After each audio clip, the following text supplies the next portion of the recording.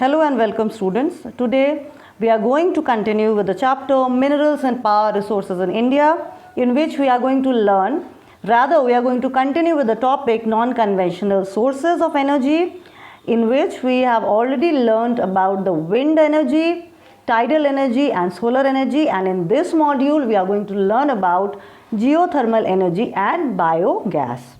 Let us start. So geothermal energy is actually the heat which is inside the earth. So in the subsurface of the earth there is heat, volcanic materials are there, they are heated. So when the underground water come in contact with that, it gets heated. So it often comes out as streams, natural geysers and springs. Now there are also volcanic material which are not coming in contact with the water, but they are heated. So a setup is made, that is a geothermal power plant, where the steam is generated.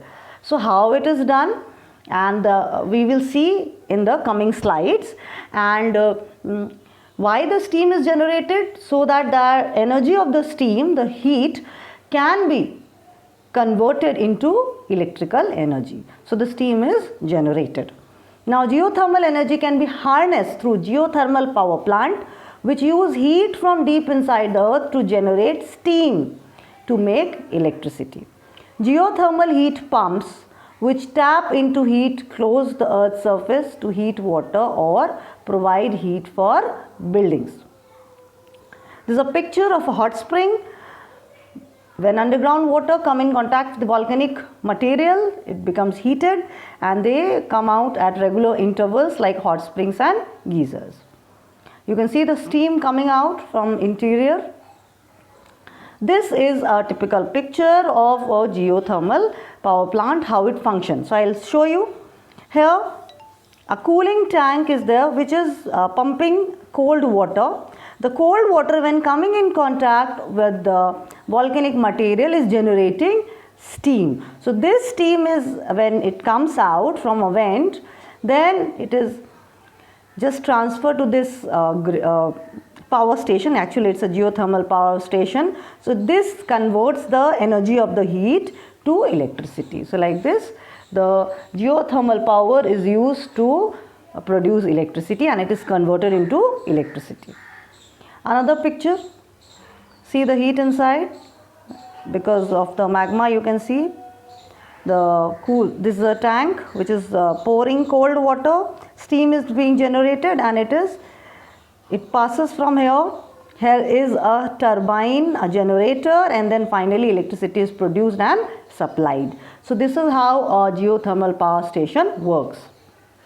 Advantages: they are renewable sources of energy, clean energy because they do not produce any greenhouse gases, and as it is produced by burning of fossil fuels. They do not occupy much space. These power plants, geothermal, they do not occupy much space and help in protecting the natural environment because they are pollution free. Disadvantages: very few sites have the potential because everywhere volcanic materials are not found. Sources are very far from the cities where it is needed to be consumed. So the factories which require this electricity from the thermal plants, geothermal plants, they are actually very far in the cities, and the sites of geothermal power are far from the factories. So this creates a big problem. Total generation potential is very low because everywhere the situation is not favorable.